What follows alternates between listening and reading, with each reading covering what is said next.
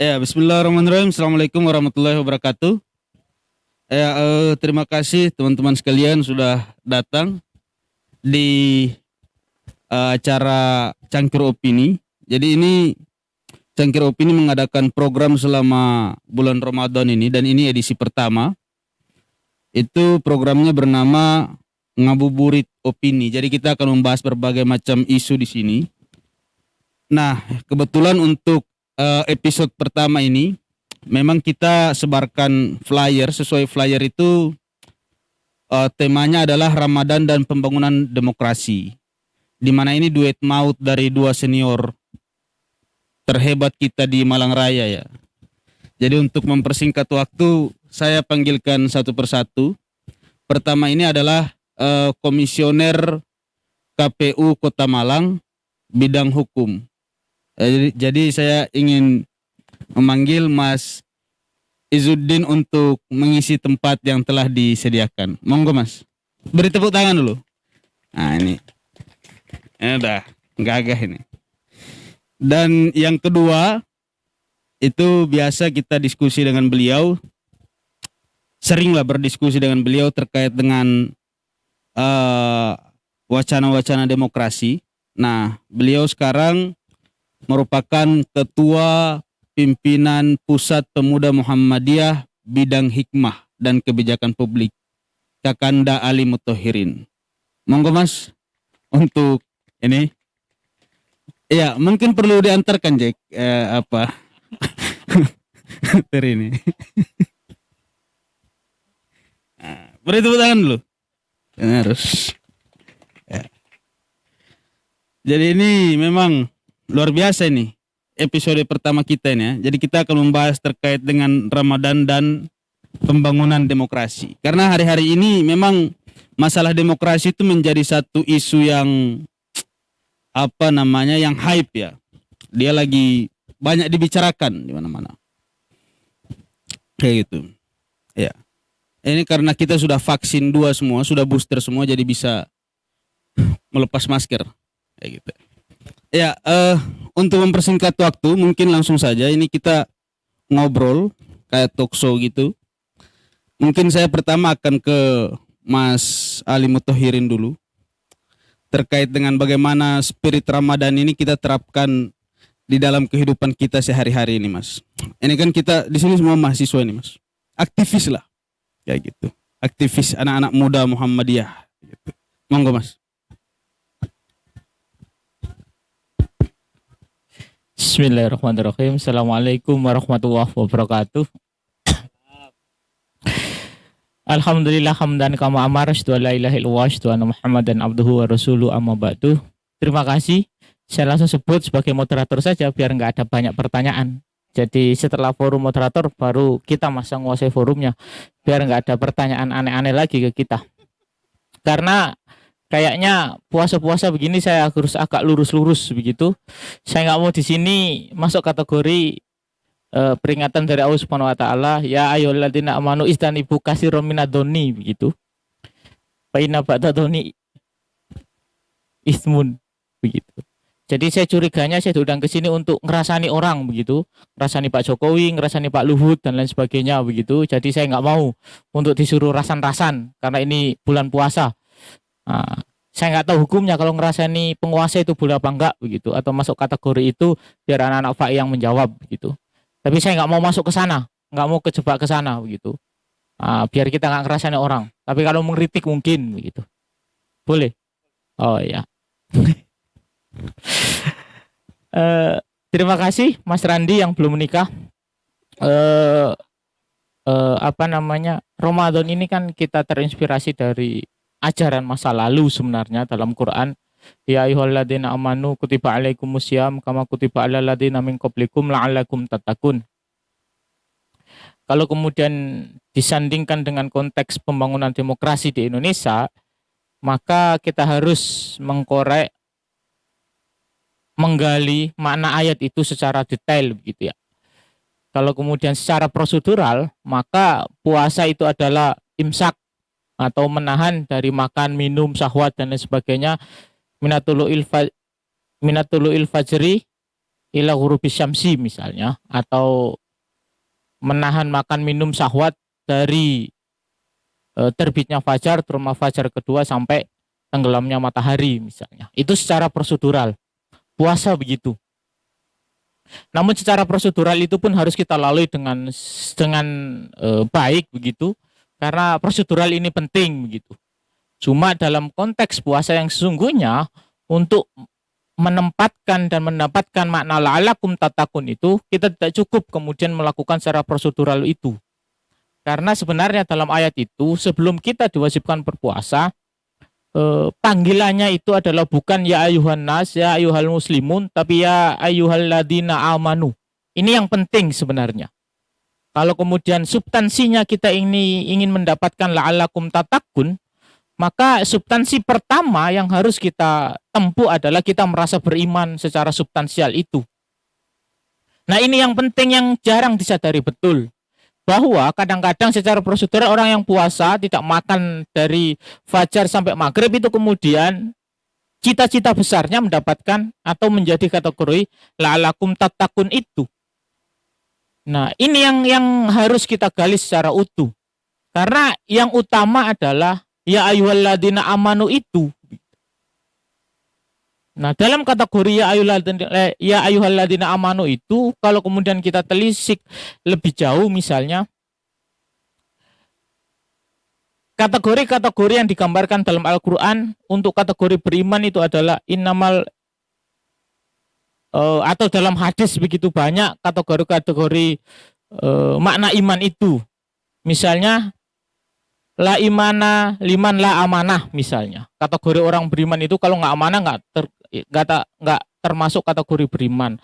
Atau mangkana yu'minu billahi wal yaumil akhir falyakul khairan aw liyasmut misalnya. Atau falyukrim dhaifahu misalnya.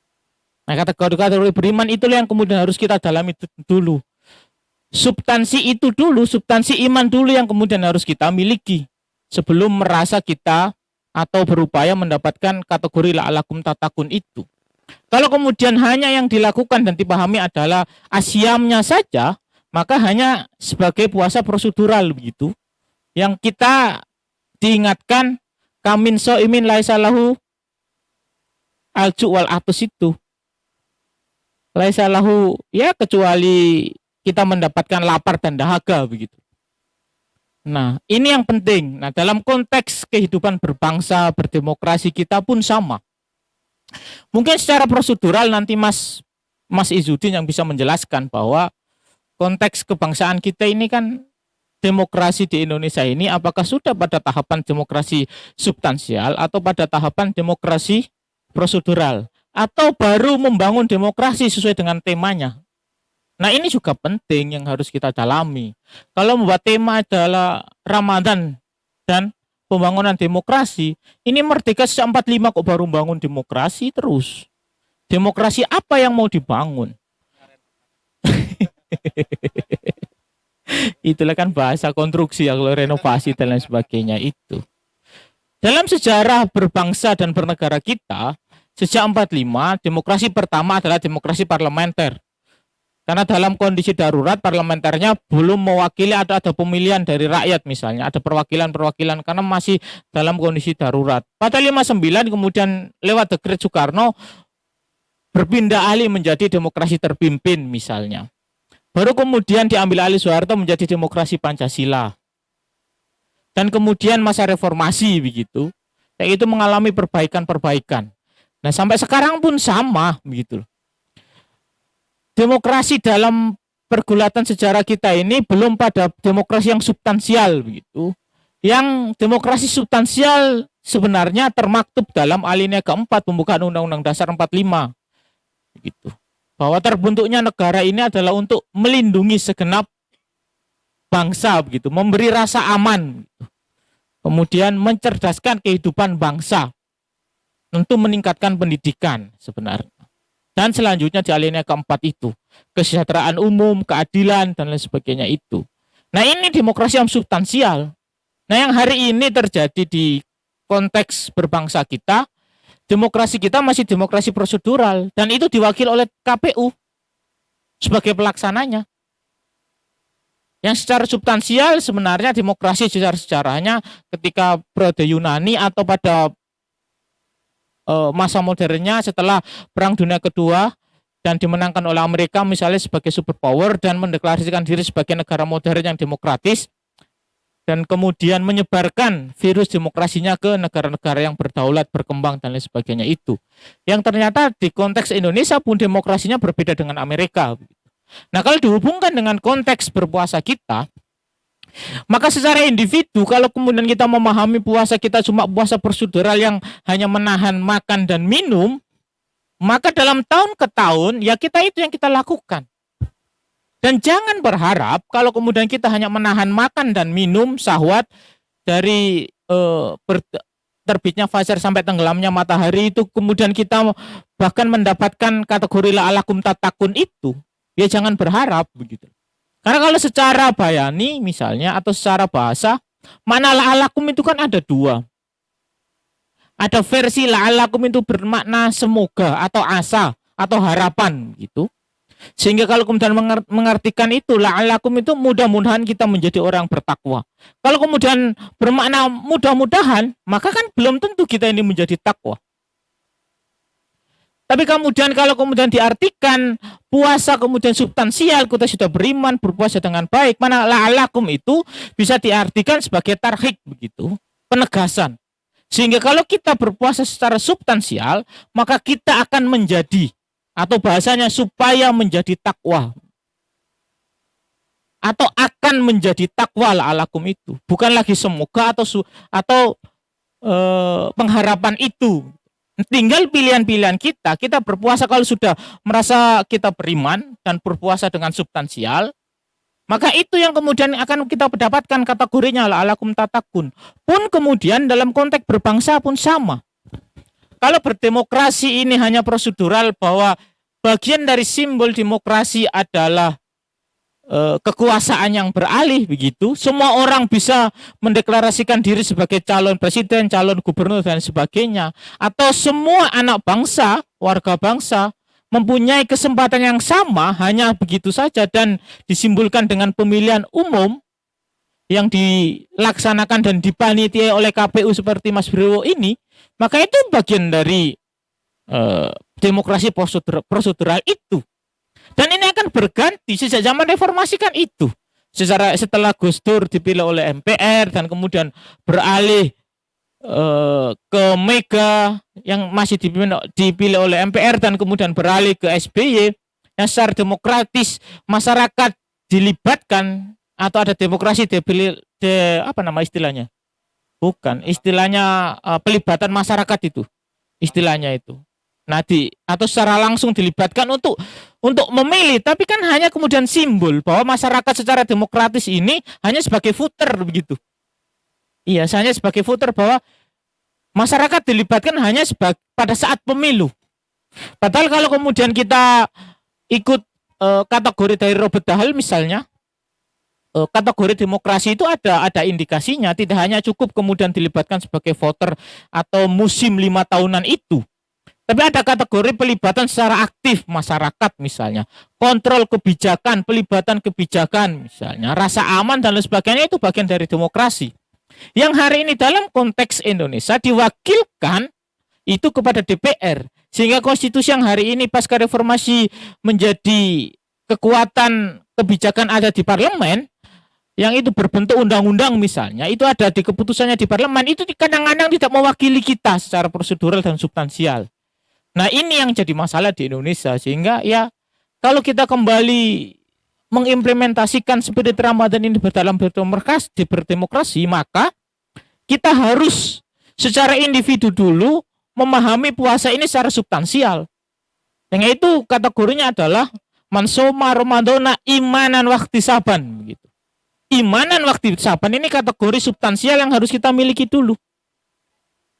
Tidak hanya kemudian imsakun alal akli wasarbi itu. Karena kategori iman ini kan sangat rumit dan sangat berat sebenarnya kategori iman ini sebenarnya. Kalau dalam Al-Qur'an innamal mu'minuna alladzina idza dzukirallahu wajilat qulubuhum. Ciri orang beriman itu adalah ketika disebutkan nama Allah, hatinya bergetar. Nah, kalau hari ini kita belum bergetar, jangan merasa iman secara substansial. Kalau deg-degan karena di live aja, nah itu bukan imannya, ya begitu-begitu, begitu. Wa idza tuliyat alaihim ayatuhu zadatuhum imana. Dan kalau dibacakan ayatnya bertambah imannya. Itu kategori orang beriman menurut Quran yang dalam ayat yang lain. Sehingga kalau itu sudah kita miliki dan kemudian ditambah dengan amalan puasa Ramadan ini, yang setahun sebulan kita berpuasa secara prosedural dan substansial kita lakukan, maka la'alakum itu bisa kita manai dengan makna tarhik itu. Kalau kemudian kita sudah substansial, maka la'alakum tattaqun itu, maka maknanya adalah pasti kamu menjadi orang yang bertakwa. Nah, makna takwa pun sama. Menjaga, takut, merasa atau melaksanakan perintahnya dan menjauhi larangannya. Nah, dalam konteks tafsir yang lain, kalau dihubungkan dengan kebangsaan, maka kalau sudah menjadi individu yang bertakwa, maka dalam konteks kebangsaan dia akan mampu menghindari syahwat-syahwatnya, syahwat pribadinya, syahwat korupsinya, dan syahwat lain-lainnya. Artinya kepentingan individunya sudah dinafikan begitu dengan kepentingan bangsa, kepentingan rakyat kalau kita ngomong demokrasi secara substansial itu. Nah, tinggal secara individu kita ini berpuasa secara substansial atau prosedural, itu yang penting. Kesadarannya individu kita itu. Nah, yang kedua adalah setelah kesadaran individu mampu enggak itu kemudian menjadi kesadaran sosial, menjadi kesadaran komunal sebagai warga bangsa dalam berperilaku, dalam konteks politik, berbangsa dan bernegara. Nah, pertanyaan itu hanya kita yang bisa menjawab. Nah, Ramadan itu mengajarkan banyak hal kita itu. Tapi jangan kemudian kita merasa sombong bahwa kita puasa full sebulan otomatis la'alakum tattaqun.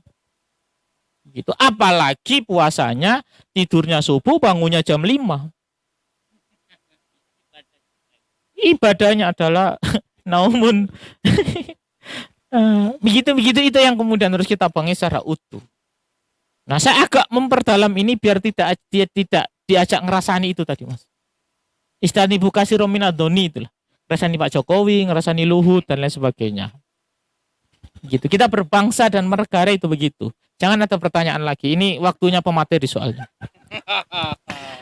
Nah, ini yang penting yang harus dipahami begitu loh.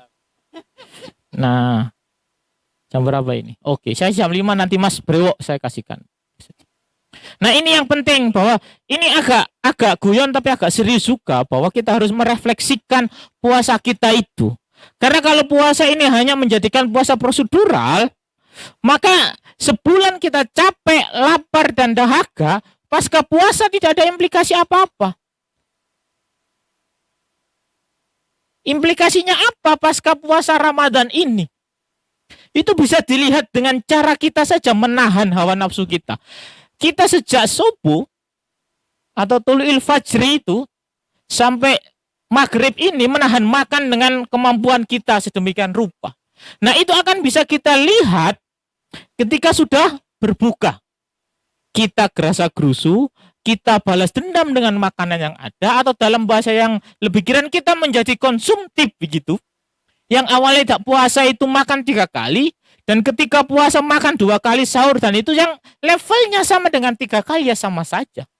Ada makan langsung kemudian balas dendam, lebih konsumtif dari yang bulan-bulan sebelumnya. Ya, ini akan menjadikan puasa-puasa yang prosedural begitu. Dan ini yang harus dipahami oleh teman-teman bahwa kutiba alaikumusyaam itu bukan hanya menahan lapar saja begitu. Dan syarat untuk la'alakum tattaqun itu harus ada nilai-nilai keimanan secara substansial yang harus kita amalkan terlebih dahulu. Sehingga makna man shoma ramadhana imanan wahtisaban ghufira lahu ma taqaddama itu benar-benar begitu loh. Jangan sampai ma taqaddama ini kita lampiaskan secara prosedural bahwa 11 bulan ke depan saya akan berbuat dosa. Karena nanti puasa diampuni dosa saya selama 11 bulan itu. Nah, ini akal-akalan prosedural. Ahli fikih biasanya begitu, anak persis dan lain sebagainya begitu biasanya. Memaknanya letterleknya begitu. Bayani. Nah, dalam konteks demokrasi pun sama. Ketika lama tidak berkuasa ini, berpuasa selama 5 tahun ini, berpuasa dalam konteks kekuasaan, ketika berkuasa, dia pun sama kelakuannya. Cuma caranya saja yang berbeda, sosok oposan, sosok kritik, begitu. Karena ya cita-citanya cuma demokrasi prosedural. Begitu. Hari ini banyak. Ujung-ujungnya oposan ini kan kekuasaan. Niatnya cuma demokrasi prosedural, merebut kekuasaan, bergantian kekuasaan. Menolak 3 periode pun sama. Biar saya yang gantian, begitu. Kalau cuma demokrasi menjadi tujuan, terutama demokrasi prosedural, ya rakyat menjadi korban. Nggak ada substansinya. Iya nggak? Sejarah bangsa kita pun sama begitu. Soekarno awal-awal oke. Jadi pahlawan. Ya kan? Setelah itu ada kekuatan yang lain ingin merebut, jangan dong. Alasannya Soekarno ini nanti presiden seumur hidup dengan demokrasi terpimpinnya. Menolaklah, ada gejolak elit. Kemudian diambil alih oleh Soeharto. Soeharto pun sama. Gaungnya demokrasi Pancasila. Praktiknya otoriter juga. Memberi kekuasaan lebih kepada TNI. Artinya apa? Ide demokrasi dengan praktek demokrasi ini ada jarak yang jauh. Ada disparitas gitu. Pun sama kondisi hari ini begitu. Kelompok oposisi dengan kelompok yang pro ini menjadikan demokrasi sebagai tujuan, terutama prosedural, bukan hanya alat gitu loh. Sama kayak aksi 212 itu, mau ada transisi nasional, pergantian. Cuma saya pun ditanya, emang kalau ke Pak Jokowi diganti Indonesia lebih baik? Saya juga mundur juga dari tim trans misalnya. Itu mikir juga, pun sama sekarang itu. Kalau teman-teman menemukan substansi demokrasinya oke. Konstitusi kita memang membatasi kekuasaan, bagian dari reformasi adalah membatasi kekuasaan. Biar tidak terjadi 32 tahun lagi begitu. Walaupun simbolnya adalah demokrasi Pancasila, prakteknya otoriter juga begitu. Ada perwakilan-perwakilan yang kemudian disetting sedemikian rupa. Pun demikian sekarang. Demokrasi liberal pun sama prakteknya. Keterlibatan oke. One man one vote, semua rakyat memilih. Tapi siapa yang kita pilih? Produknya produk partai. Siapa yang menentukan? Partai. Rakyat dipaksa dalam tanda titik memilih pilihan partai. Karena konstitusi kita begitu memang. Iya kan? Misalnya saya suruh milih, Randi belum menikah pasti fokus ngurus Indonesia misalnya. Tapi saya lewat mana menjadikan Randi presiden yang saya nggak punya partai? Tak titipkan umat misalnya. Tak titipkan pelita misalnya karena kenal sama orang-orangnya. Tapi kan ada lagi syarat PT 20%. Lolos saja belum tentu, gimana mau ngusulin misalnya. Proseduralnya begitu. Dan itu kalau pelita nyalonin Randi nggak disahkan sama KPU. Ya nggak Mas? Disahkan nggak kira-kira? Nggak urusan senior. Karena umat dan pelita belum ada PT 20% suara yang mewakili itu. Sehingga dari sini refleksinya adalah demokrasi kita masih prosedural atau substansial. Demokrasi konsensus atau kemudian penyertaan, sehingga teman-teman harus kritisnya di situ. Demokrasi kita ini masyarakat dilibatkannya dalam kontestasi saja atau yang lain, ya nggak Mas? Nah lebih detailnya mungkin ya KPU yang tahu. Atau secara substansial KPU tidak ada mengurus substansinya, cuma ngurus proseduralnya saja. Yang penting WNI sehat lahir batin, umurnya di atas 40 boleh nyapres gitu saja. Ya kan? Dan direkomendasi 20% minimal, ya kan? Suara PT itu. Suara parlemen dan lain sebagainya. Sehingga itu yang kemudian harus kita lakukan. Nah, demokrasi di kita ini kan aneh. Kita ini pengen demokrasi, beda pilihan dicaci maki. Demokrasi yang mana? Konstitusi ini kan memberi hak bagi saya yang dukung Jokowi misalnya. Tapi kan teman-teman yang dukung Prabowo maki-maki saya. Mereka pengen demokrasi, perilakunya tidak. Di internal Muhammadiyah dukung Jokowi dianggap masuk neraka. Ini demokrasi ala apa? Randi yang main tengahan aman, gak Prabowo, gak Jokowi. Misalnya ini contoh saja, bercanda ini, bercanda. Ini ashabul a'rab, gak masuk surga, gak masuk neraka jadinya. Nah ini yang harus kita pahami begitu loh. Nah dalam konteks isu pun sama. Kita melarang teman-teman, kita melarang isu 3 periode, ada sebagian masyarakat pun setuju 3 periode misalnya.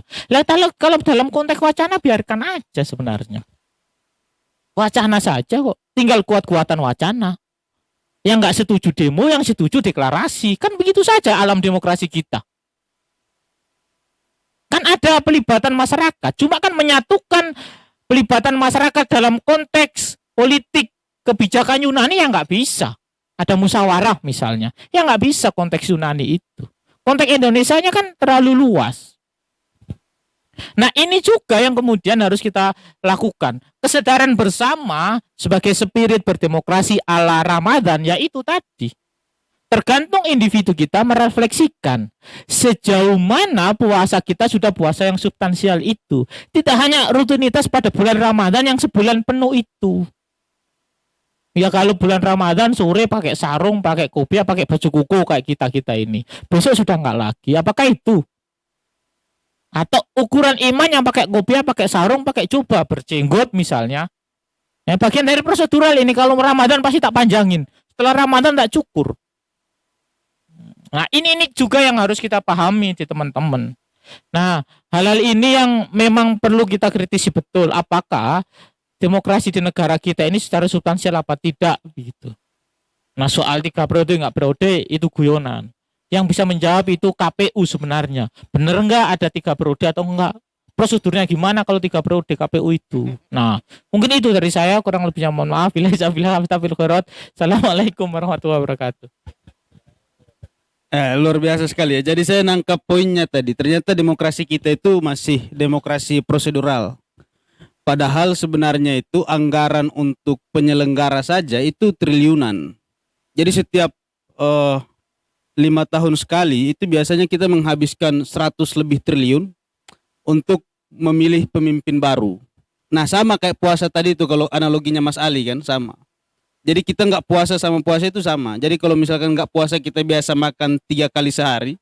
Kalau puasa kita makan 2 kali atau sekali sehari, tapi dirapel untuk 4 kali. Kayak gitu. Nah ini saya mau tanya ke Mas Mas Isudin ini. Kira-kira dari pandangan penyelenggara negara ini dalam hal demokrasi ini, ujung tombak demokrasi ini kan KPU sebenarnya ini. Pengawal.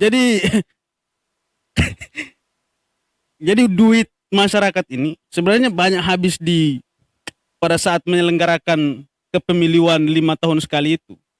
Nah, kita ini kalau menurut Mas Ali kita masih prosedural, belum substansial.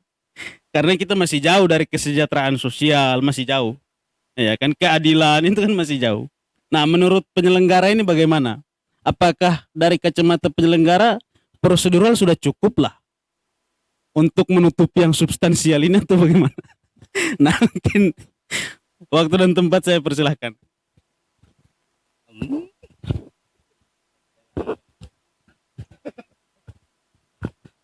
Bismillahirrahmanirrahim. Assalamualaikum warahmatullahi wabarakatuh. Salam kenal ya untuk adik-adik, mahasiswa, aktivis muda ya, yang saat ini ikut nimbrung bersama kita ya. Jadi tema yang diangkat Mas Randi, cangkir opini ini cukup menggelitik juga ya. Ramadannya ndak, pembangunan demokrasinya ini ya.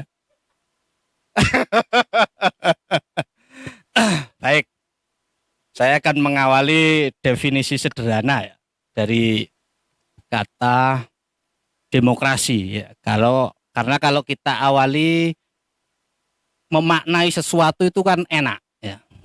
Sebelum kita masuk jauh pada persoalan pembangunan. Kalau sudah ngomong pembangunan, contoh saja, contoh konkret bangsa kita ya. di awal kemerdekaan sampai saat ini kata pembangunan itu ya hanya di orde baru ya. Pembangunan, kata pembangunan. Tapi lepas dari itu memaknai satu kata demokrasi ini kan dari rakyat, oleh rakyat dan untuk rakyat. Ya. Ini bahasa yang cukup ideal menurut saya. Nah, nanti kita akan masuk ke dunia penyelenggaraan pemilu ya. Jadi kita pahami dasar-dasar dulu. Kalau soal Ramadan, nah nanti bisa belajar ke beliau selaku pimpinan pusat Pemuda Muhammadiyah. Dan beberapa dasar-dasar keagamaan sudah disampaikan. Ya. Kalau kita ini kan menikmati Ramadan, ya toh.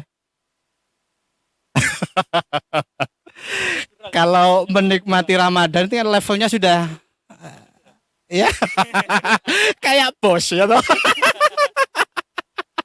Ada pesawat buat terbang, kita nggak mikir pembuatannya, tapi kita mikir naik pesawatnya bagaimana bisa nyampe sana ya toh. Ada kapal pesiar, kita nggak mikir proses pembuatannya, tapi kita tinggal naik, kemudian kita nikmati, kita bisa nyampe tujuan dan seterusnya. Nah ini konteks demokrasi tadi kita kembali ya.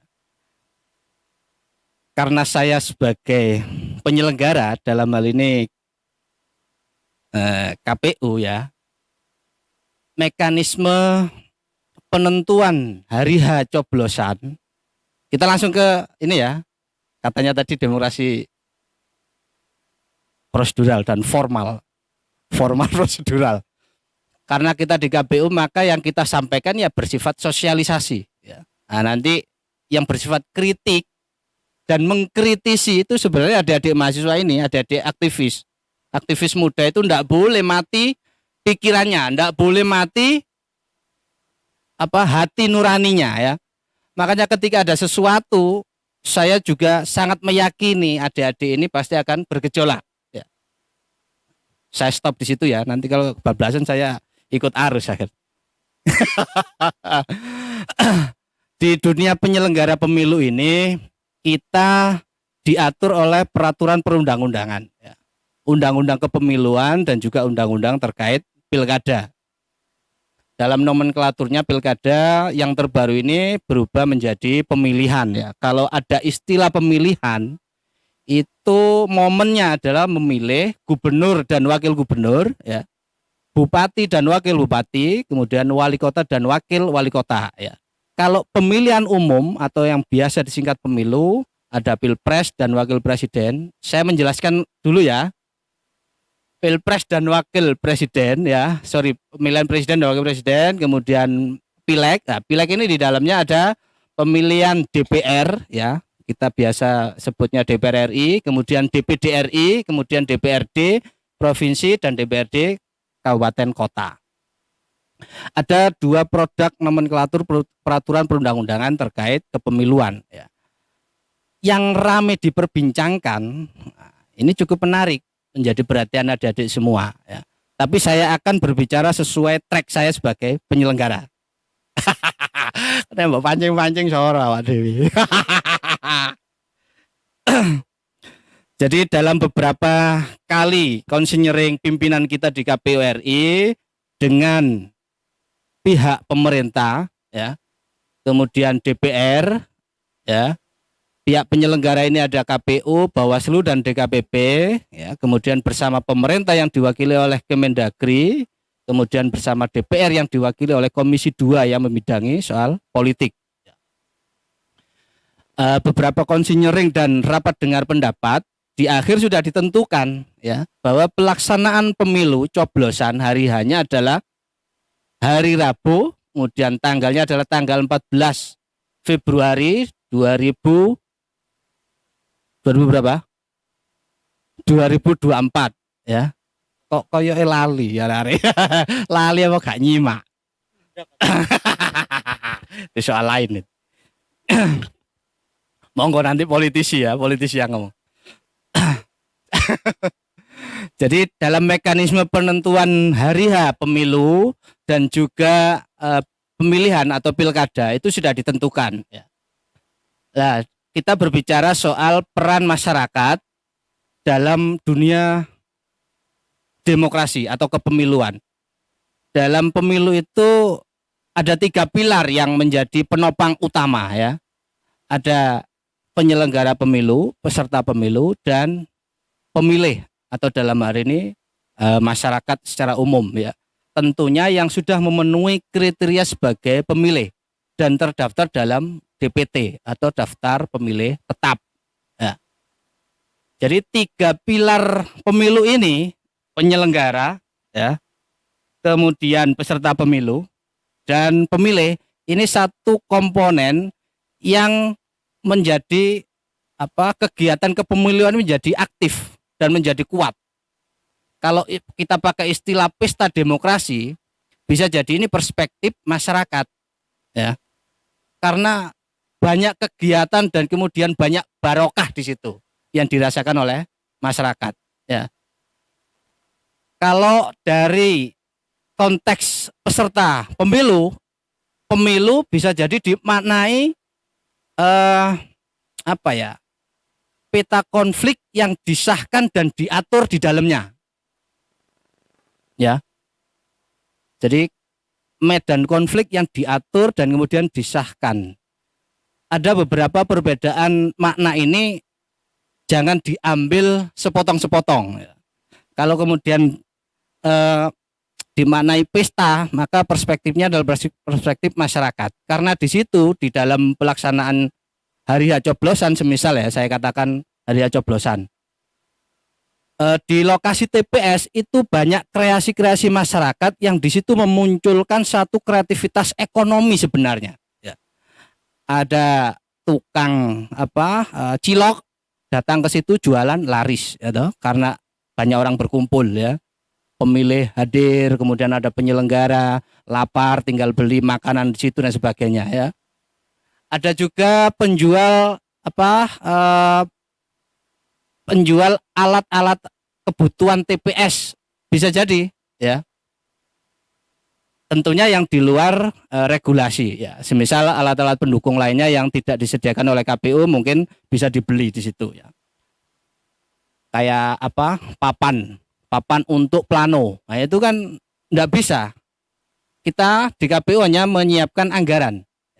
Kalau yang kita siapkan di KPU itu hanya surat suara, bilik suara, kotak suara, ya, terus form-form atau berkas-berkas yang terkait dengan data-data pemilu. Selain itu, belinya ya di sekitar TPS, pengadaannya beli di sekitar TPS, dan itu ada anggarannya di TPS. Kalau itu konteks pesta demokrasinya. Saat masa kampanye sama, ya. Masa kampanye ketika terjadi kampanye pertemuan tatap muka, ya. Itu kan banyak orang untuk menyaksikan kampanye, banyak orang untuk melihat bagaimana calon-calonnya tampil, bagaimana calon-calonnya yang akan dipilih. Nah, itu kan juga berkumpul. Di situ ada aktivitas ekonomi yang cukup masif. Makanya kemudian disebut pesta demokrasi. Namanya pesta itu kan kegembiraan ya. Tidak ada susah, tidak ada kekhawatiran, tidak ada kecemasan seperti apa yang digambarkan. Ya, begitu ya Mas Randi ya sama Gus Ali ya. Jadi namanya pesta itu ya pakaiannya ditata ya toh. Makanya kita di KPI itu terakhir kayaknya juga ada kontes kostum ya. Juara kostum di TPS. Kemudian ada juga kalau nuansa pesta itu kan ada gemerlapnya, jadi dihiasi TPS-nya, semua orang kemudian harus hadir ya. Bahkan dalam undang-undang kepemiluan itu barang siapa yang menghalangi orang untuk hadir itu termasuk pelanggaran pidana. Bahkan perusahaan yang menghalangi karyawannya untuk hadir tanpa ada alasan yang pas ya. Ini termasuk tindakan pidana pemilu. Kalau sudah pidana pemilu maka sanksinya adalah kurungan dan denda. Kalau kita baca bersama ya dalam undang-undang pemilu itu 400 sampai 500-an itu mengatur terkait atau klasifikasi terkait pidana pemilu. Kalau kita lihat lebih detail maka per bulan itu sanksinya 1 juta. Ya, salah satu contoh semisal ada sanksi kurungan 6 bulan dan denda 6 juta. Ada sanksi penjara 1 tahun, denda 12 juta.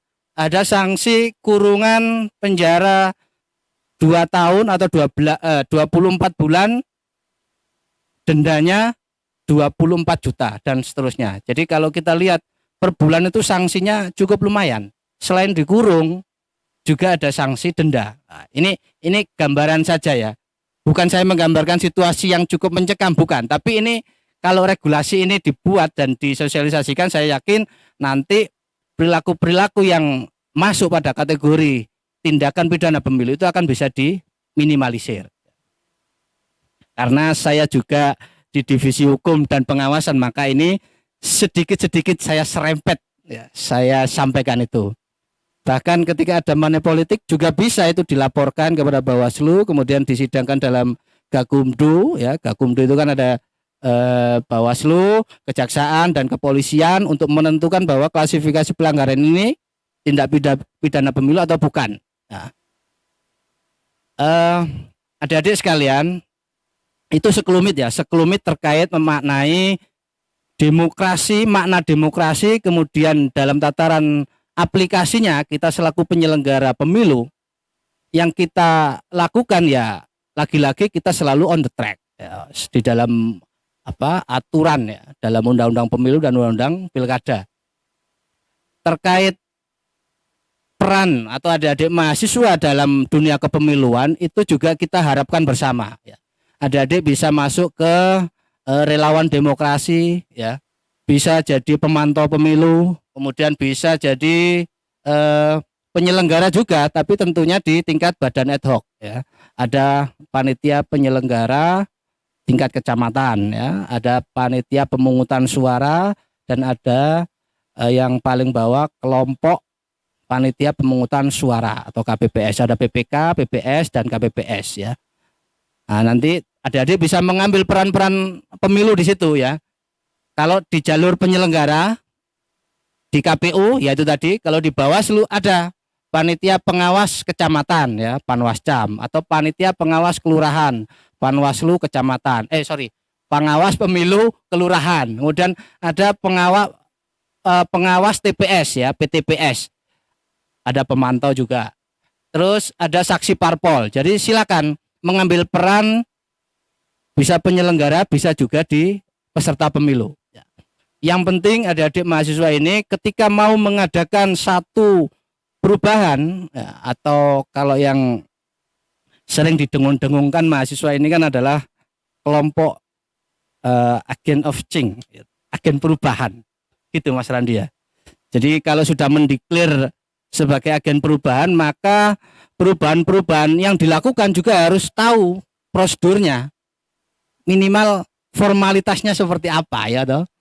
Meskipun dengan cara-cara atau strategi lain yang kemudian itu di luar formal, hal-hal formal ya, itu kan bagian dari strategi dan taktik, dan itu sudah didapatkan adik-adik mahasiswa saat awal-awal ya kalau nggak salah.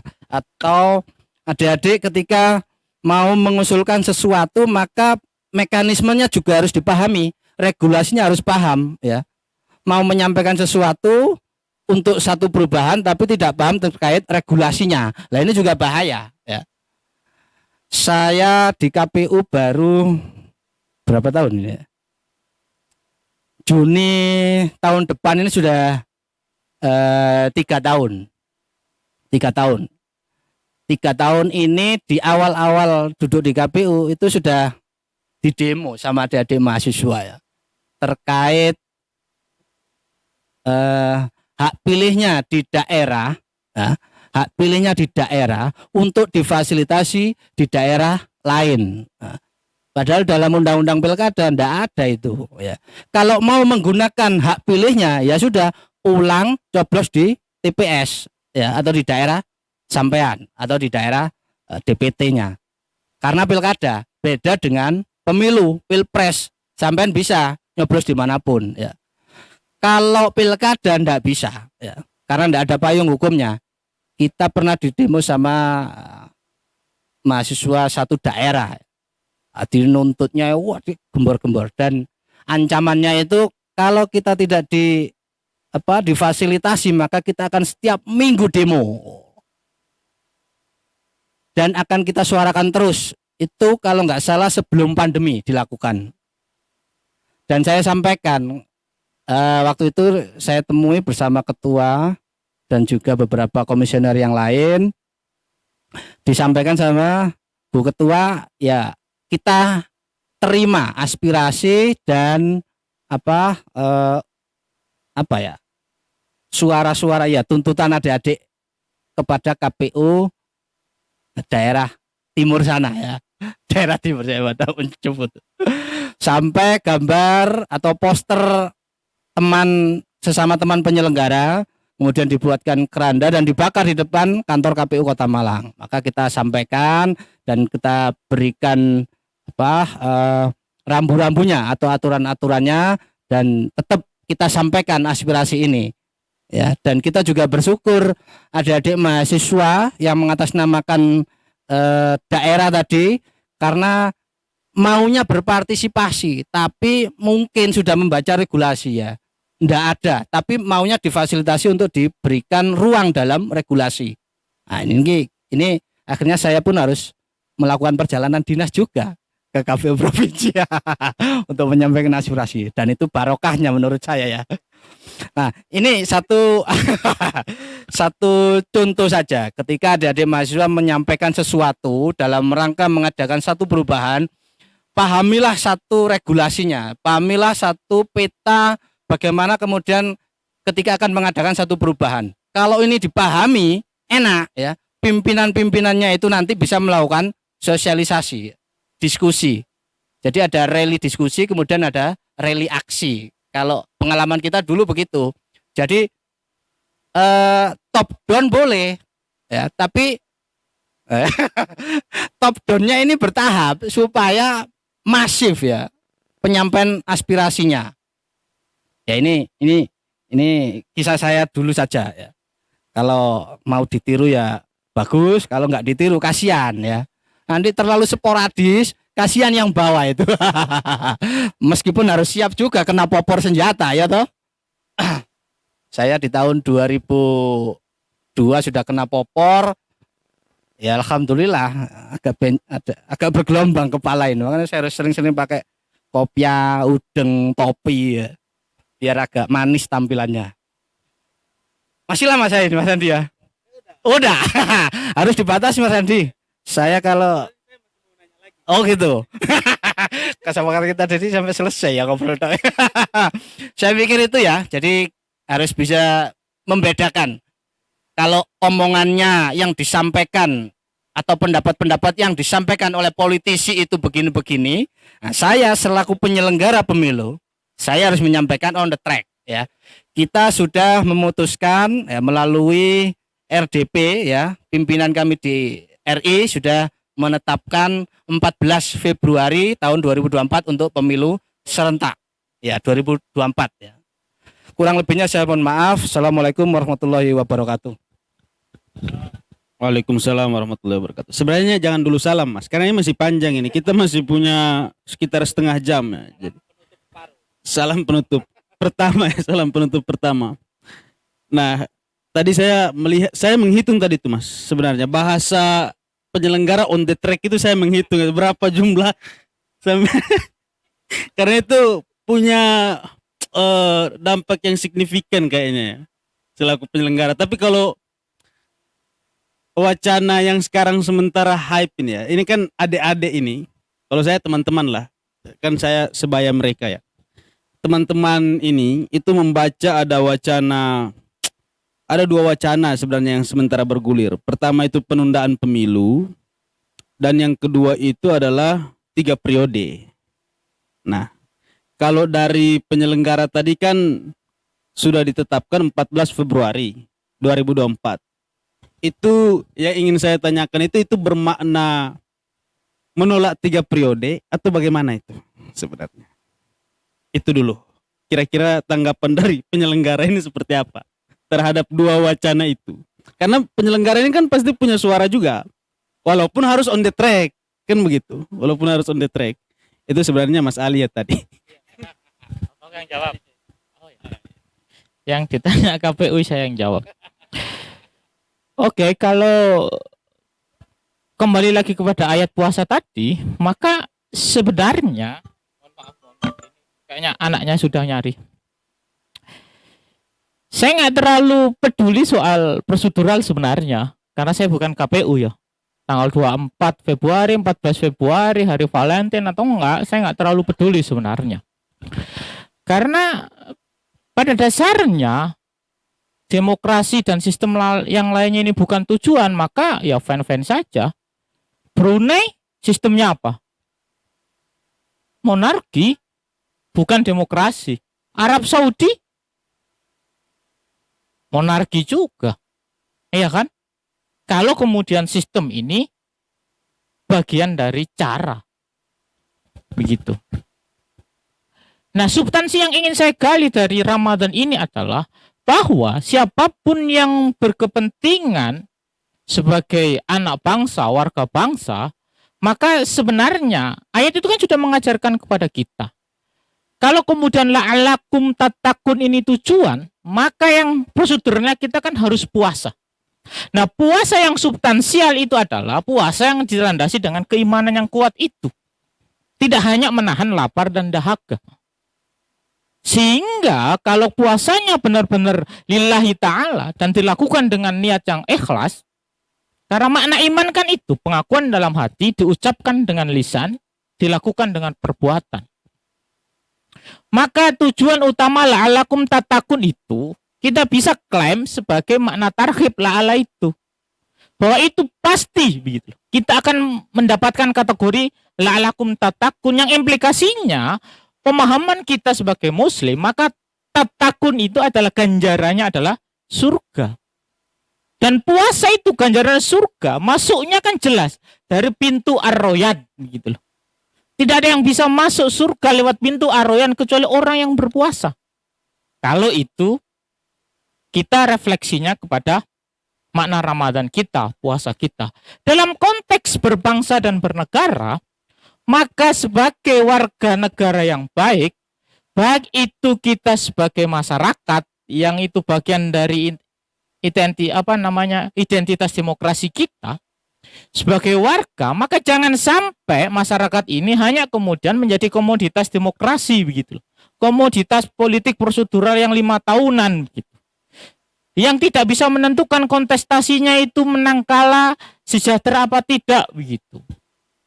Maka sebagai warga individu harus mempunyai kesadaran ideologi bangsa yang kuat, memahami sejarah bangsa yang kuat. Gitu.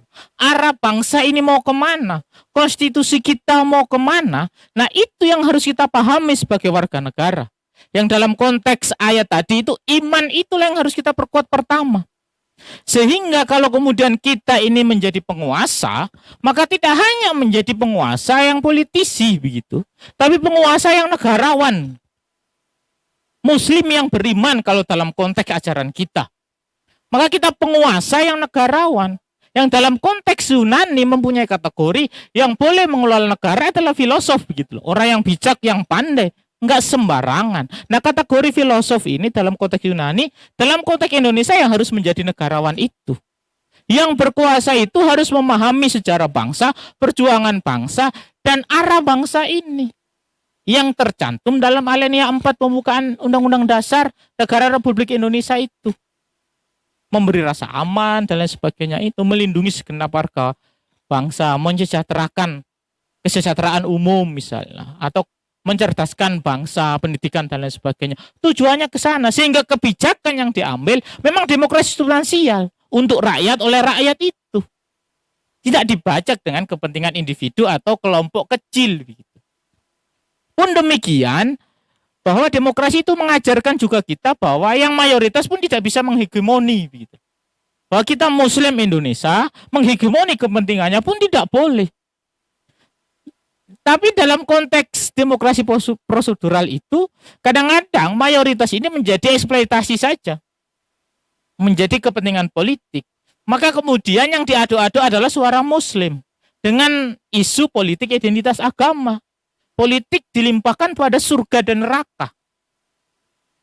Karena itu yang terjadi, artinya kelompok muslim ini hanya menjadi komoditas politik semata. Itu pun lebih kecil, komoditas 5 tahunan.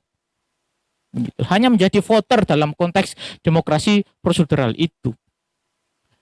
Nah, ini yang terjadi di kita. Maka sebenarnya soal ditunda 3 periode apa tidak, kalau ini hanya kemudian menjadi alat, ya saya nggak terlalu peduli. Karena saya meyakini jangan-jangan isu penundaan dan 3 periode ini cuma gimmick politik saja. Yang itu ditimpali oleh kelompok elit yang lain, para pengamat yang lain untuk saling menaikkan. Yang nggak sepakat jadi diliput media terus nih. Si Mas Randi misalnya pengamat, kita menolak isu penundaan 3 periode karena itu bagian dari teroris konstitusi misalnya. Jadi kan terkenal tuh. Ada kunci hermeneutik teroris konstitusi misalnya. Atau kemudian mencabik-cabik konstitusi kita. Membajak demokrasi bahasa DPP IMM. Membajak konstitusi misalnya. Kan jadi terkenal tuh Mas Alsa. Karena ada isu itu. Coba nggak ada isu itu. Apa perangnya? Jangan sampai ini gimmick elit saja begitu. Saling taut menaut, saling tangkap menangkap. Ya saling naik. Kenyataannya kita nggak tahu. Yang nyata itu BBM naik, minyak goreng naik, itu sudah nyata. Ya kalau cuma wacana demokrasi biarkan saja. Ada indikasi akan terjadi. Tanya KPU. Ya kan prosedurnya nggak ada. Yang tadi loh, on the track 14 Februari. On the track bahasanya. 14 kali juga disampaikan. Walaupun agak ragu nyebut 2004 apa 2026 tadi itu. Ya kan? Tapi dalam konteks konstitusi kita, perubahan amandemen itu kan tergantung konfigurasi politik legislatif kita. Kalau teman-teman yang belajar tata negara, kan begitu. Ada saling bertautan antara konfigurasi politik dengan kebijakan hukum itu misalnya. Kalau kemudian kembali kepada cita-cita besar Yunani misalnya, teori-teori Yunani ya, kesejahteraan dan kebijaksanaan. Kebijakannya yang bijaksana itu. Begitu. Nah soal itu yang kemudian harus kita pahami betul. Karena kalau soal isu elit ini kan saya nggak terlalu peduli sebenarnya. Ya karena itu gimmick politik bisa jadi. Sekarang bisa muncul isu 3 periode, besok hilang lagi. Gitu loh. Ya namanya gimmick politik. Disambut oleh pengamat antara serius serius dengan tidak, kita kan nggak bisa bedakan. Ya nggak? Bisa bedakan itu 3 periode serius apa tidak. Jangan sampai kemudian jangan-jangan ini gimmick politik dan itu masih terjebak isu 3 periode. Yang itu implikasinya kan secara substansi nggak ada ke masyarakat. Ada nggak? Misalnya 3 periode membuat rakyat semakin miskin. Ada nggak? Kan nggak ada kategori itu. Yang ada dalam itu 3 periode itu merusak demokrasi prosedural yang sudah digariskan oleh konstitusi kita 2 periode amanat reformasi begitu saja. Makanya saya kalau pendekatannya prosedural memang itu melanggar. Tapi kan nggak jadi melanggar kalau konstitusinya jadi dirubah oleh DPR, oleh amandemen. Nah ini oleh amandemen katanya. Kayaknya sudah siap-siap. Gitu. Kalau undang-undangnya dirubah, ya kan? Kayaknya membuat undang-undang DPR. Implikasi dari konstitusi kita larinya kekuasaan ke parlemen. Sebenarnya kalau ngomong demokrasi sekarang kuncinya kan ada di perwakilan kita. Teman-teman nyoblos siapa di dapilnya masing-masing itu suarakan. Karena produk kebijakan ini kan berbentuk undang-undang di negara kita. Presiden buat undang-undang kalau DPR nggak setuju nggak sah. Ya nggak? Nggak sah itu. Saya sengaja biar on the track-nya nggak jawab sih. Tapi enggak, karena enggak itu. Ini bercanda begitu ya. Tapi yang substansial itu, jangan sampai kita ini terjebak pada gimmick politik begitu loh. Gimmick elit 3 periode enggak periode. Itu kan cuma isu. Bener apa enggaknya itu loh. Yang kita nggak bisa ngukur. Perspektif politik ya bisa iya bisa enggak. Kalau perspektif politik bisa dilakukan bisa enggak. Yang saya contohkan tadi konfigurasi politik ke sana. Tapi kan buktinya demokrasi parlementer lewat dekret Soekarno itu menjadi pola baru begitu. menjadi demokrasi terpimpin, dan itu berhasil beberapa tahun sebelum diambil alih oleh Orde Baru yang dipimpin oleh Soeharto dengan isu demokrasi Pancasila yang saya sebutkan tadi. Tapi yang paling penting karena ini momen Ramadan, yaitu dalam konteks kita ini sebelum menjadi penguasa nih, mengambil kekuasaan, kita harus kuat secara iman kita, secara ideologi nasionalisme kita, tujuan berbangsa, bernegara ini apa. Kalau tujuannya adalah tadi berpuasa harus tatakun, maka kita harus beriman. Nah, tujuan berbangsa dan bernegara adalah kesejahteraan, maka sebelum kita mengambil itu, maka kita harus menjadi negarawan dulu. Berkuasa secara adil. Kalau yang saya sebut kategori Yunani, yang boleh berkuasa memimpin negara ini adalah filosof. Yang bijak, yang tidak hanya memikirkan dirinya sendiri. Berkepentingan untuk kesejahteraan umum. Nah, itu yang harus kita lakukan dalam konteks sekarang. Nah, puasa ini bisa nggak menghasilkan individu-individu yang negarawan itu. Individu-individu yang bagus, yang memahami dengan benar sejarah bangsa kita, tujuan arah bangsa kita. Tidak hanya belajar politik kayak Diki itu dengan memahami politik adalah cara mengambil kekuasaan. Yaitu terjebak pada demokrasi prosedural itu. Yang dipelajari cuma bagaimana cara menang, begitu saja. Ya prosedural dong. Ya cuma kalau bahasa menang ya kita lewat elektabilitas dan lain sebagainya, itu standar pemimpin kita. Populer apa enggak? Itu saja. Kalau cuma itu ya masih lah. Atau bahkan yang lebih jelek, kita berpuasanya ini hanya mendapatkan jual atos begitu loh.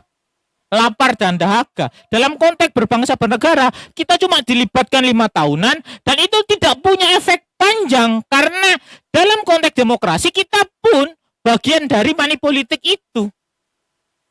Ini lebih jauh dan masuk kategori itu. Kamin so'imin laisalahu jual atos ila jual atos itu. Tidak mendapatkan apa-apa kecuali lapar dan dahaga. Dalam konteks politik tidak mendapatkan apa-apa kecuali amplop 100.000 itu. Itu saja 5 tahun kemudian ya kita hanya berteriak. Nah, ini yang penting yang kemudian harus kita refleksikan dalam momen Ramadan ini begitu. Cuma saya nggak tahu prosedur KPU ini Ramadan ini mempunyai nilai yang masuk ke sanubari terkait dengan isu demokrasi yang substansial nggak dalam prakteknya. Mungkin itu. Ya. Awakmu suwe mana kok? Langsung, soalnya mau buka puasa ya. Ternyata banyak benak yang mau saya sampaikan terus kehambat ini tadi. Yang pertama, tadi pertanyaan-pertanyaan itu juga muncul dari Pak Moderator, Mas Randi. Wah, buka puasa. Pertama, biaya besar yang puluhan triliun. Nah, itu saya jelaskan, saya sampaikan. Meskipun ini sebenarnya bukan porsi saya, tapi ada beberapa hal kenapa anggaran itu jadi membengkak. Ya. Situasi pandemi yang pertama ya. Karena di situ harus ada pengadaan APK, alat pengaman, APD, APD, alat pelindung diri. Kita batalkan dulu kayaknya puasanya.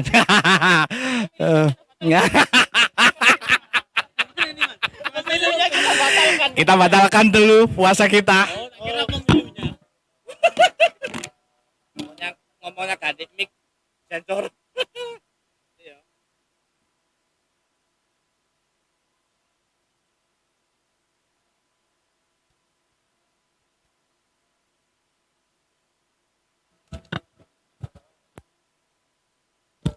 Kayaknya sekalian nunggu adzan ya Aran ya. Ini sekalian tutup. Ini permisi ya yang basisnya FAI Pondok. Saya melanggar sedikit boleh ya? Oh, kan ada yang menjawab ya adzannya. Saya enggak. Ya. Coba ini telinganya dipasang. Satunya jawab adzan, dengarkan adzan. Satunya dengarkan saya kayaknya. Jadi biaya bengkak itu karena situasi pandemi ya. Terkait pengadaan APD, kemudian prokes ya. Terus santunan. Nah, santunan ini harus dianggarkan ya. Terus yang selanjutnya selain itu dengan adanya prokes berjarak per TPS itu menjadi kecil DPT-nya karena tidak boleh berkerumun ya. kita ambil contoh, saya ambil contoh ya. Pemilu yang lalu itu kan 5 surat suara ya. Setiap DPT 500 ya. Nah, saat pandemi pemilu ini jadi 300-an atau maksimal 300. Nah, ini pembengkakan jumlah TPS akhirnya membengkak kepada anggaran per TPS, anggaran badan ad hoc di TPS yang KPPS dan seterusnya terkait fasilitasinya. Dan semua itu cukup rasional dan ada payung hukumnya, kecuali nanti di saat 2024 kemudian saya juga tidak mau berandai-andai juga ya, kecuali kalau kemudian pandemi secara nasional dicabut oleh pemerintah, maka tidak ada situasi pandemi dan menjadi endemi ya, atau sudah tidak ada lagi peraturan terkait pandemi, maka ini bisa dipangkas ya. Sama, kita juga kemarin baru saja selesai menganggarkan pilkada di Kota Malang, bengkaknya hampir 3 kali lipat ya, hampir 3 kali lipat ya, itu tadi pertimbangannya. Terus yang kedua tadi demokrasi prosedural. Jadi kalau di penyelenggara itu kan kita ada prinsip bahwa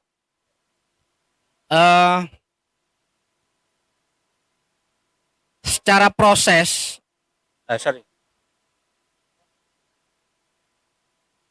predictable proses but unpredictable result ya. Artinya prosedurnya itu sudah pasti, sudah dibuatkan sama KPU ya. Tentunya mekanisme pembuatan regulasinya juga konsultasi bersama DPR ya, kalau pemilu RI ya. Prosedurnya sudah pasti, hasilnya itu kan belum bisa dipastikan. Beda dengan Orba, prosedur pasti, hasil sudah bisa ditebak. Apa yang disampaikan Gus Ali tadi, semisal terkait penguasa dan sebagaimana. Nah, ini peran adik-adik mahasiswa selaku agen of change.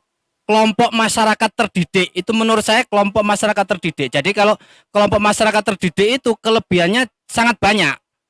Tidak sama dengan masyarakat umumnya. Kalau masyarakat terdidik melakukan sesuatu itu, melakukan advokasi ya, pendampingan, kemudian penyadaran akan hak-hak masyarakat ini lebih tertata, lebih rapi dan memiliki target sasaran. Nah, ini adik-adik mahasiswa yang sudah mendeklar sebagai agen of change atau aktivis ini jangan pernah kendor. Simak, ikuti, dan kemudian kritisi. Nah, itu yang cukup menarik dari kelompok muda mahasiswa. Kalau itu tidak ada, maka dunia atau label idealisme itu yang menjadi mahkota sampean itu akan hilang. Dan bisa jadi itu kalau mahkotanya sudah ndak ada ini kan, iya ndak. Kalau kan kasihan ndak punya mahkota adik-adik ya. Itu aja Mas Randi dari saya. Selanjutnya saya sampaikan selamat berbuka puasa. Billahi fasabil haq fasabil khairat. Assalamualaikum warahmatullahi wabarakatuh. Semoga tutup.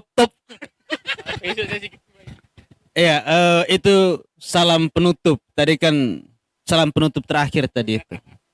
Ya, intinya teman-teman sekalian bahwa kalau yang saya tangkap memang kalau Mas Ali ini tegas bahwa kita ini belum masuk ke dalam demokrasi yang substansial itu. Kita masih secara prosedural. Nah, bagaimana kita masuk ke substansial memang secara individu anak bangsa ini harus sadar peran dan posisinya.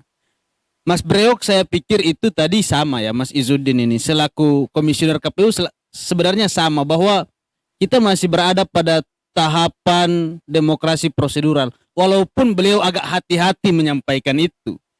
Ya gitu. Jadi itu mungkin teman-teman sekalian. Nah, kembali lagi kepada diri kita masing-masing. Bagaimana kita memaknai Ramadan kali ini? Apakah sudah